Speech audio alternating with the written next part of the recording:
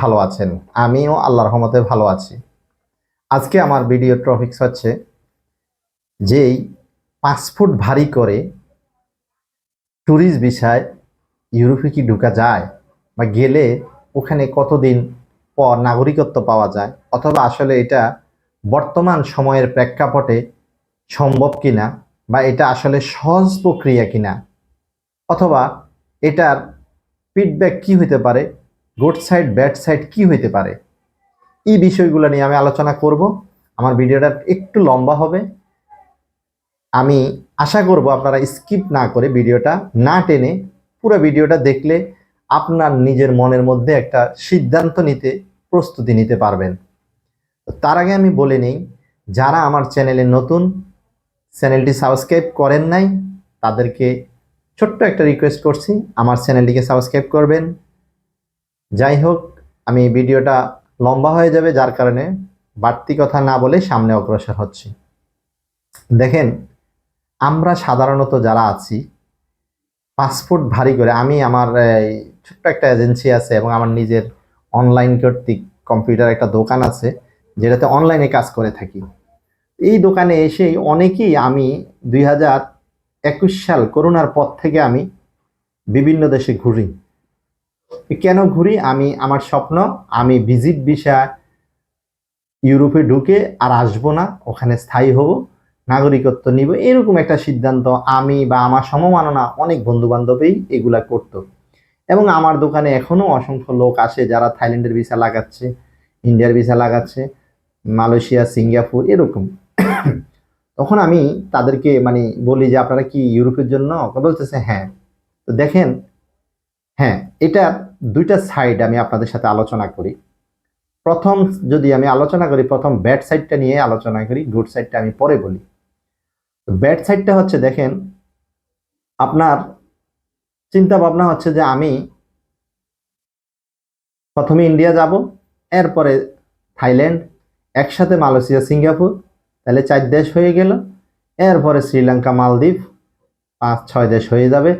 আমি 1 বছর পরেই ভিজিট ভিসার জন্য দাঁড়াই যাব, আমি ভিসা পেয়ে যাব। এখন ইন্ডিয়ার এই 5টা দেশ ঘুরতে একেবারে টাকা লাগবে না যদি কোনো লোক বলে, তারপর আমি বলবো আপনার একেবারে সর্বনিম্ন খরচ হচ্ছে 3.5 থেকে 4 লক্ষ টাকা।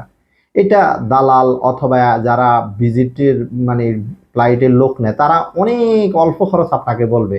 এই খরচের মধ্যে আপনাকে এমন শর্ত দিবে, আপনি দুপুরের লাঞ্চ আপনার, যাতায়াত ভাড়া আপনার, তো এইটি হিসাব করতে হবে না ভাই? তাহলে আপনি এখানে 3.5 লক্ষ টাকা খরচ করলেন।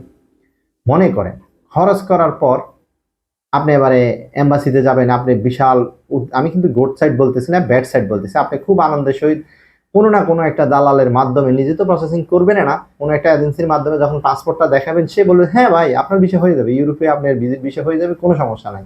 তো কত দিতে হবে ভাই? ভিসা হইলে 1 লাখ অথবা 1.5 লাখ, অথবা আমি সর্বনিম্ন ধরলাম 1 লাখ টাকায় দিতে হবে। তো আপনি তো খুশিতে 1 লক্ষ টাকা জমা দিয়ে দিলেন, এমন ভিসা প্রসেসিং করলো। ভিসা প্রসেসিং করতে গিয়া আপনাকে সে এমন কিছু বলে নাই।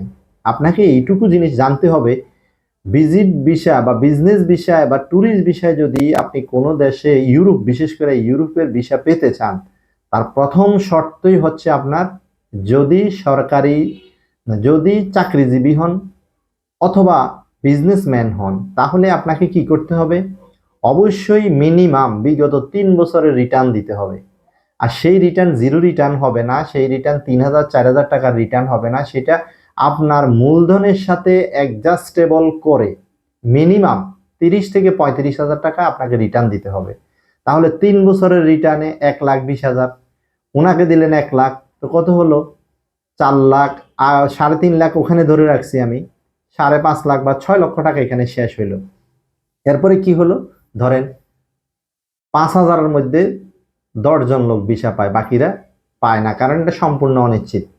কারণ এরপরে আপনাকে ওরা বলবে যে ভাই তুর্কি ভ্রমণ করেন, তুর্কি করলে, সৌদি করলে, আপনি সৌদি উমরাটাও করে ফেলতে পারলেন, সাথে দুবাই দিলেন, এই সব করতে করতে আপনার 10 লক্ষ টাকার মতো শেষ। এরপরেও ভিসা হবে কি না? আচ্ছা হলো, এরপর আপনার হইলো, আমি ব্যাড সাইডটাই ধরে নিলাম, এরপর আপনার ভিসাটা হলো, এটা মানলাম। ভিসা হওয়ার পর আপনি গেলেন ইতালি অথবা ফ্রান্স অথবা জার্মান অথবা যেটাতে যেন, অস্ট্রিয়া বলেন, যেটাতে যাচ্ছেন, আপনি ভিসা নিলেন। ভিজিট বিষয়ে গিয়ে আপনি 3 মাস পরে কি হলেন, সেখানে অবৈধ হয়ে গেলেন। দেখেন, 10 ফ্লাইটের টিকিট লইয়া এটা 12 লাখ কিন্তু আমরা চলে গেল। 10-12 লাখ টাকা আপনি খরচ করে আপনি ইউরোপে গেছেন, সেখানে আপনি অবৈধ।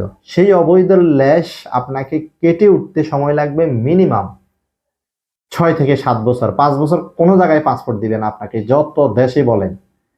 সেটা স্টুডেন্ট ভিসা হোক, সেটা ওয়ার্ক পারমিট ভিসা হোক, সেটা অবৈধভাবে আবেদন করা হোক, সেভ এন্ট্রির কারণে হোক, কোনো ব্যক্তি আপনাকে, কোনো দেশ আপনাদেরকে 5 বছর বা 7 বছর আগে কোনো পাসপোর্টে মানে পাসপোর্টধারী বৈধ হইতে পারবেন না। তাহলে আপনি আবার চিন্তা করেন এটা কি গুড সাইড না ব্যাড সাইড? আমার কাছে এটা ব্যাড সাইড মনে হচ্ছে যে।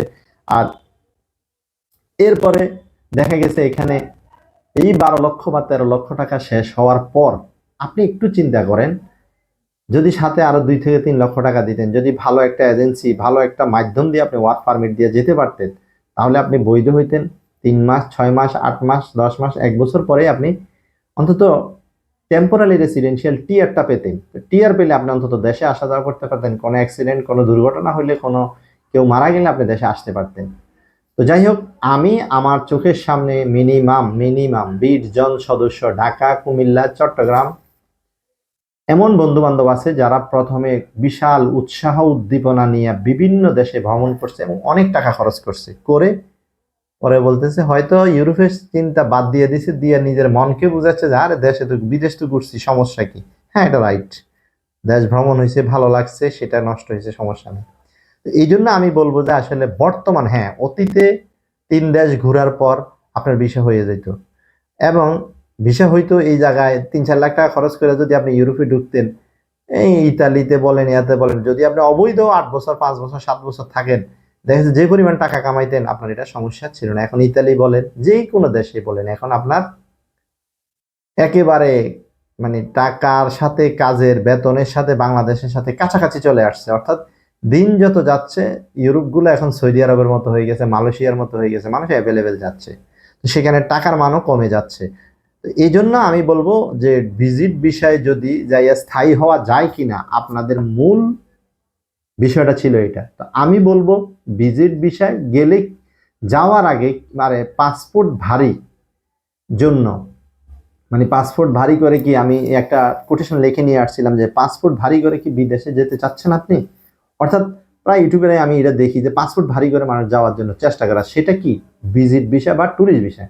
তো ট্যুরিস্ট বিষয়ের আমি ভিজিট বিষয় বিদেশে যে পাসপোর্ট ভারী করার যেই ব্যাড সাইডটা আমি সেটা আপনাদেরকে তুলে ধরলাম, যে এত টাকা খরচ হয়, তো লাভ হয় কি, লাস্টে আপনি ভিসা পান না, আপনি পরবর্তীতে হয়তো ওয়ার্ক পারমিটে যান, নইলে দেশে আবার কিছু করার চিন্তা করেন, কিন্তু যেই পরিমাণ টাকা নষ্ট করছেন, এই পরিমাণ টাকা দিয়ে দেশে ব্যবসা দিলেও আরো ভালো কিছু করতে পারতেন। আচ্ছা, এবং এটার এবার গুড সাইডটা আসি, যে ভিজিট ভিসা বা পাসপোর্ট ভারী করে ইউরোপে যাওয়ার ব্যাপারে যে চিন্তাটা করেন, এটার কি গুড সাইড আছে কিনা? হ্যাঁ, এটার গুড সাইড আছে, এটা যে আমরা আসলে বাংলাদেশে ইউরোপের নামে যে কোটি কোটি টাকা প্রতারণা করতেছে বিভিন্ন এজেন্সি, এবং খুব নামি দামি এজেন্সিগুলো, হাই প্রোফাইল এজেন্সিগুলার মানে অফিসের ডেকোরেশন দেখলে মনে হচ্ছে যে মানে ওনারা পাসপোর্ট নিলেই কালকে আমার ভিসা লেগে যাবে। আমি কিন্তু ঘুমাই ঘুমাই স্বপ্ন দেখতেছি, হ্যাঁ আরে উনি কাজ করতে পারবে না তো কে পারবে? অসংখ্য নজির আছে, বিভিন্ন চ্যানেলে অথেন্টিক নিউজ আছে, আপনারা দেখছেন। সবাইকে ঢালাওভাবে বলা যাবে না, তবে বেশিরভাগই প্রতারণার কারখানা। তো এই কারণে দেখা গেছে আপনি একটা লোককে দেখা গেছে 8 লাখ, 10 লাখ, 20 লাখ, কানাডার জন্য 25 লাখ পর্যন্ত দিয়ে দিলেন, কিন্তু আপনার ভিসা হয় নাই। তো তাহলে এই জায়গায় আপনি 25 লাখ টাকা ধরা খেলেন, কোনো দেশে ঘুরলেনও না, কিছুও না। তো এই ক্ষেত্রে আমি মনে করি পাসপোর্ট ভারী করাটা এটা একটা গুড সাইড হইতে পারে, যে নিজের ঘুরে নিজে ঘুরলাম, যাইতে পারলে যাইতে পারলাম, না পারলে সমস্যা নাই। এই জন্য এটা একটা গুড সাইড হিসেবে থাকে।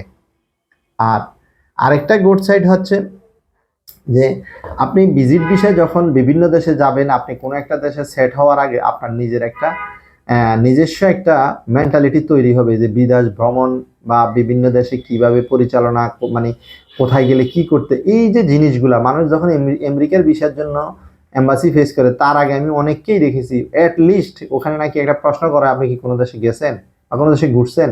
এই প্রশ্নটা ওদের কমন প্রশ্ন থাকে। তো এই ক্ষেত্রে ধরেন আপনার পাসপোর্ট ভারী থাকলে, যদি কখনো নিজের নিকটতম আত্মীয়, রিলেটিভ, কোনো স্পাউস ভিসা বা কোনো ইমিগ্রেন্ট ভিসা বা আমেরিকাতেও কখনো ট্যুরিস্ট ভিসা যদি দাঁড়ান, তাহলে এই ক্ষেত্রে আপনার এই পাসপোর্ট ভারীটা কাজ দিবে। এই জন্য এটা একটা এটা আরও একটা গুড সাইডে পরিণত হয়েছে। আর একটা গুড সাইড হচ্ছে যে আমরা অনেক সময় অনেকেই বিভিন্ন বিদেশ থেকে আসি, অনেক হাই মানে সৌদি থেকে বলেন, কাতার থেকে বলেন, কিন্তু ইন্ডিয়ান ভিসাটা ওরা অনেক সময় দেয় না। কেন দেয় না? বিভিন্ন কারণে দেয় না। মনে করো ওয়ার্কার ভিসায় গেছে আর কি, সে তো কখনো, কিন্তু ইন্ডিয়াতে ট্যুরিস্ট ভিসাটা আপনি নিতে পারবেন না। মালয়েশিয়াও ট্যুরিস্ট ভিসাটা নিতে আপনার জন্য সো টাফ হবে। সেটা সিঙ্গাপুর হইতে পারে, সেটা ইজিপ্ট হইতে পারে, সেটা কি জানি বলে আপনার শ্রীলঙ্কা, মালদ্বীপও হইতে পারে। তো এই জন্য এইটাও আরেকটা গুড সাইড হচ্ছে যে আপনি যদি ভিজিট করেন, আপনি যদি ট্যুরিস্ট হিসেবে অ্যাজ এ ট্যুরিস্ট হিসেবে ঘোরেন, তাহলে আপনার পাসপোর্টটা ভারী হবে এবং পাসপোর্টের মান বা পাসপোর্টের ইয়াটা মোটামুটি ওয়েটটা খুব ভালো দেখাবে। এই কারণে আপনি পাসপোর্ট ভারী করতে পারেন। তো এই জন্য আমি বলবো, আমার মূল কথার সারাংশ যেটা, সেটা হচ্ছে আপনি কি পাসপোর্ট ভারী করতে চান, মানে পাসপোর্ট ভারী করবেন, এটার গুড সাইড এবং ব্যাড সাইড, দুইটা সাইড আছে। গুড সাইড আমি বললাম, পাসপোর্ট ভারী করলে দালালের খপ্পর ছাড়া নিজে নিজে ইচ্ছে করলে ট্যুরিস্ট ভিসায় ইউরোপে ঢুকে দীর্ঘ সময় থেকে বৈধ হতে পারবেন, এখানে প্রতারণার শিকার হবেন না। আর যদি ব্যাড সাইড হচ্ছে সেই জায়গায় যে আসলে আপনি ঘুরতে ঘুরতে বিভিন্ন দেশ ঘুরলেন, এরপরেও যখন ভিসাটা পাবেন না, তখন আপনার অনেক টাকা লস হবে এবং এইটার প্রভাবটা আপনার পারিবারিক বা ব্যক্তিগত জীবনে ভবিষ্যতে লাইফের মধ্যে এটা ইফেক্টেড হবে। এটা হচ্ছে ব্যাড সাইড। তো যাই হোক, আপনি যদি ইচ্ছা করলে ঘুরতে পারেন, ঘোরাটা আসলে আনন্দদায়ক এবং ঘোরাটা স্বাস্থ্যের জন্য ভালো, মন মানসিকতা ভালো থাকে, ঘুরলে কোনো দোষের কিছু নেই। তবে পাসপোর্ট ভারী করলে কি সমস্যা হইতে পারে বা কি ভালো হইতে পারে, এই বিষয়টাই আমি আপনাদের কাছে উল্লেখ করছি। তো ভালো থাকবেন। আল্লাহ হাফেজ। আসসালামু আলাইকুম।